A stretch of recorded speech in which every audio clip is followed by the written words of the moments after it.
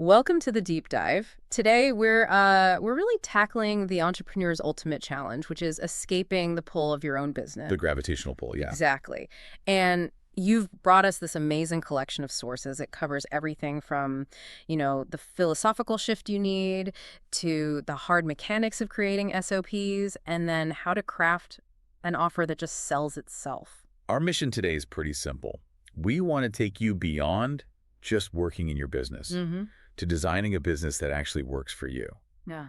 It's about moving from being the technician to being the architect. Right. Because if you want that freedom, that resilience, you can't just rely on, brute force. You have to rely on design. And before we even jump into the blueprints for that, let's talk about something I think everyone has felt, that universal experience that just proves we don't have systems in place. Okay. It's that digital moment. You're trying to move fast online, clicking away, and bam, a message pops up. Oh, I know this one. You're temporarily blocked, and it says you are misusing this feature by going too fast. That feeling, that hard stop, that's exactly it. That is what happens in a business without systems. Yeah. You try to scale, you try to move too quickly, and you hit this invisible wall. Burnout, quality control failing. And the business itself tells you. You are temporarily blocked.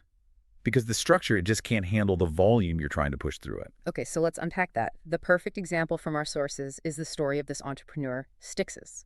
Right? Stixes started a printing business, had the passion, had the skill, but he got trapped fast. He was doing the sales, the printing, the customer service, the delivery, everything. And what was his big realization? Well, his realization was devastatingly simple. He said, if I stop working for one day, everything stops. Wow. He realized he hadn't built a business at all. He had just bought himself a very, very demanding, low-paying job. And that's the core problem, right? The central conflict from the E-Myth revisited. That distinction is everything. The difference between buying a job and actually building an asset. Most people start because they're an expert at something. Yeah, a great chef, a coder. A phenomenal programmer, skilled barber, whatever. But that very skill, as powerful as it is exactly what ends up trapping them. That's it, the skill of the technician. It doesn't build the business. Yeah. It just makes the business totally dependent on that one person showing up and performing. They build their own cage. They build a cage of their own making, exactly. And to get out, the owner has to master three essential roles. Okay, so let's define them. Where does everybody start? Everyone starts as the technician. This is the doer, the one executing the service. If you spend 90% of your time here, you're Stixes. You're stuck in the cage. Right. The second role, which is about structure, is the manager. This is the organizer. They're creating schedules, tracking money, bringing order to the chaos. And the third one, the one that actually leads to freedom, is the entrepreneur, the visionary. Yes, the visionary. They aren't worried about today's printing jobs. They're asking the big question, where does this business need to be in 5 years? And what systems do we need today to get there? Exactly. And look, this idea isn't new. We see it from the greatest system builders. Jeff Bezos said, build systems, trust the systems, let the systems run the business. I love the way Ray Kroc from McDonald's put it. He wasn't focused on the best burger. He was focused on the best system. What did he say? He said, you don't build a business, you build a system, and the system builds the business. Precisely. And Elon Musk highlights the consequence of not doing this. He says if the company depends on you, well, you don't actually have a company. Yeah. The owner has to be replaceable. So if the business is just an extension of you, it's not sellable, it's not scalable, and it's definitely not freedom. It's a trap. So if Stix realized he was trapped because everything was just in his head, the breakthrough has to be thinking like a franchise. The whole goal is duplication. That's a perfect frame. Duplication is freedom. And that brings us to the practical steps, the 7 blueprints for creating that self-running operation. Let's start with the first 2. They're totally linked. The Okay. system and the SOP. Okay, so the first blueprint is just create systems for everything. Yeah. A system is just a defined, step-by-step way to get a result. Marketing, customer complaints, whatever. If it's not written down, If it's not written down, it doesn't exist. Not really. It's just in someone's brain. which flows right into blueprint 2. Standard operating procedures. SOPs. The written instructions. Why is this so crucial, even for a tiny one-person shop? Because it reduces friction and makes training almost instant. I mean, look at McDonald's again. They can get new staff working in a day, not because they're geniuses, but because everything is standardized. It's documented. So for Stixes, he needed an SOP for something as simple as how to receive a digital file for printing. Yes. File format, payment confirmation, quality check. Remove all the ambiguity. The system protects the quality no matter who's doing the task. That makes sense. Okay, blueprint 3. This is the hard one. The psychological hurdle. Delegate without fear. Why is that so crippling for people? It's because the technician's identity is just so wrapped up in their own skill. They think, I can do it faster or I can do it better. It's just easier if I do it myself. Right. Right. And delegation feels like losing control, but you're not giving up control. You're giving up the slavery of having to do everything. The secret is you supervise the system, not the individual. That's a great point. If the SOP is clear and an employee fails, you adjust the system, not necessarily blame the person. Wow, that reframes failure entirely. It's a system flaw, not a personnel flaw, which leads right to blueprint 4. Build a team, not helpers. What's the difference? A helper just follows you around filling in your gaps. A team member follows the system. They fill a defined role. You hire an operations assistant with clear duties laid out in the SOPs. So the business becomes independent of the founder's daily commands. The team takes ownership of the system itself. Yeah. All right, let's run through the last 3 blueprints that really cement that independence. Okay, blueprint 5.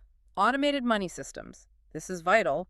If invoicing, payments, payroll, if that's all manual and relies on you, The business is fragile. it's fragile. Automation makes cash flow predictable, even if you take a month off. Okay, 6. Build a strong brand. A strong brand is basically a promise of consistency. If customers trust the brand, your physical presence becomes optional. The brand becomes the guarantee. And finally, number 7. Build a business that can be sold, even if you never want to sell it.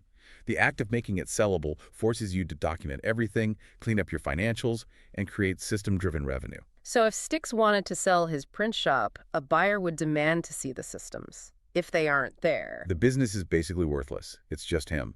So that pressure, it forces you to build for freedom. So that's the internal engine. Now we shift to the outside world, the market strategy. How do we price this beautiful, systematized product?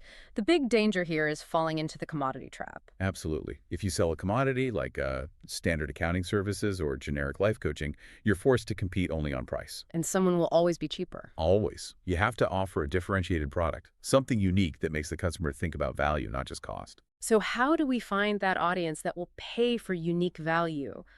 Our sources give 4 indicators for picking the right market. Indicator 1 is look for pain. You have to sell a painkiller, not a vitamin C. A vitamin is a nice to have for the future. A painkiller solves an urgent, acute problem right now. If it's a real pain, they're already motivated to pay. Highly motivated. Indicator 2, purchasing power. This is a huge failure point.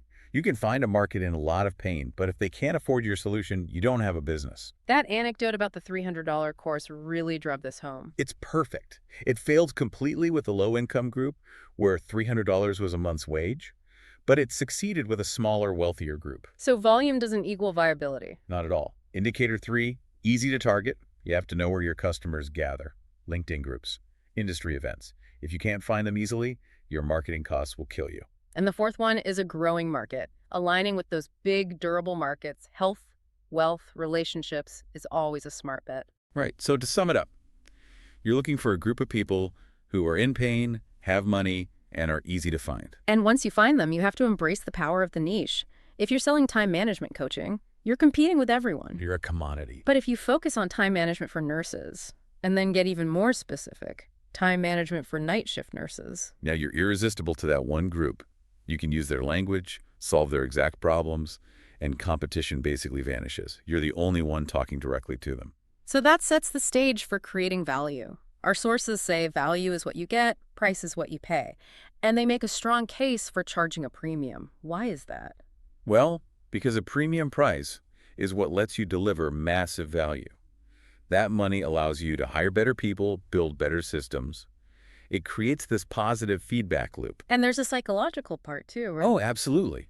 When a client pays a high price, they have more skin in the game. Their own investment in their success goes way up, which actually improves their results. Okay, so let's get into the 4 variables, the drivers that actually create that value. Driver 1 is the dream outcome. This is the ultimate result. You're not selling gym access, you're selling confidence, energy, the body they've always wanted. The dream outcome has to be aspirational. Driver 2, perceived likelihood of achievement. Certainty. How sure am I that I'll get that outcome if I pay you? And you want that to be as close to 100% as possible. That's why testimonials, guarantees, case studies, they're not optional. They build that certainty. Trigger 3 is time delay, and the goal here is to shrink it. Shrink it as much as you can. People pay a fortune for speed. Uber instead of the bus, Amazon Prime. If your big result takes 6 months, you have to build in some quick wins early on to keep them engaged. And the final one, driver 4, is effort and sacrifice. You want to decrease that too. This is the non-monetary cost. Exactly. The discomfort, the mental load, waking up at 5 a.m. I mean, the popularity of things like liposuction just shows that overwhelming human desire for the fastest, easiest solution, even if it costs more. So the strategy is maximize the dream outcome and the certainty, while you aggressively minimize the time delay and the effort. Yes. And the real gold, the competitive advantage, is almost always found in reducing those non-monetary costs, the effort and the time. And this is where that psychological edge comes in. The story about the elevator wait time is just brilliant. The logical fix is a faster elevator, which is really expensive. So expensive, and often not even that much faster. The psychological solution. Put mirrors in the lobby, people get distracted looking at themselves, and the wait time feels shorter. The perceived time delay just drops to nothing for a fraction of the cost. Exactly. We often miss the cheaper, easier psychological fix. Okay, let's put this all together using the value stacking method. We're going to build a premium weight loss offer. Step 1, a huge dream outcome. Okay, like lose 14 kilograms in 7 weeks and keep it off for life. Step 2, list every single obstacle. Not just I don't exercise, but the real stuff. Buying healthy food is confusing. I feel embarrassed at the gym. I always order takeout when I'm tired. You have to get super detailed and exhaustive. Then step 3, turn those problems into solutions. So for ordering takeout, the solution becomes how to have a healthy meal ready in 90 seconds. For feeling self-conscious, it's the at-home zero-judgment workout plan. Okay, step 4 is the solutions delivery vehicles. These are the actual things you give them. For the grocery problem, you might create a foolproof bargain grocery system. Right, with maybe an app, a one-on-one session, pre-built digital grocery cart sent to their phone. And then the last step, step 5, is critical. Trim and stack. You filter those solutions based on cost to you versus value to the client. And you prioritize the high-value, low-cost things. This is why digital stuff, ebooks, checklists, software is pure gold. So by stacking a solution for every single obstacle, you drive that certainty factor way up. To near 100%. The offer becomes so complete that the client feels foolish saying no. And that's what justifies the premium price. This all sounds great for a bigger business, but let's bring it back to the entrepreneur just starting out with almost no capital, the micro businesses. Does this system thinking even apply there? It absolutely applies. The principles are universal. When you're small, your capital is your skill cooking, fixing things, and your time. Your system doesn't have to be fancy. So you use free tools. You use free tools. WhatsApp for customer service, Instagram to show your work, TikTok for visibility. That's your low-cost system right there. And instead of paid ads, your network is your system. Your network is your net worth. Exactly. You use collaboration, referrals. You start really small, test with just 5 customers, get feedback, and you iterate really, really fast. And you have to be resilient. Resilience is the main asset. The sources pointed out how local challenges like power cuts or high food prices, they aren't just obstacles, they're business opportunities. A power cut becomes a chance to start a solar charging station. Rising food prices become a chance to sell local produce. You're still designing a system, it's just a very small, very agile one. So what does this all mean for you, the listener? This deep dive really shows us that for true freedom, you have to make 2 shifts at once. Internally, you go from being the technician to being the designer who makes the technician replaceable. And externally, you shift from being a commodity seller to a value architect, commanding premium prices by stacking value, especially by crushing the time delay and effort for your client. It's a powerful combination. And look, if you can successfully build a business that runs itself, and you've created an offer that's so valuable people feel stupid saying no, you've done the hard work. The most important question left isn't about business mechanics anymore. It's about the life you've built. What's the question? What will you do with the freedom you have designed for yourself? That's the real dividend of all this system thinking. A truly profound thought and the ultimate measure of success. Thank you for guiding us through this incredibly valuable material today. My pleasure. And thank you to you, our listener, for sharing these critical sources for today's deep dive.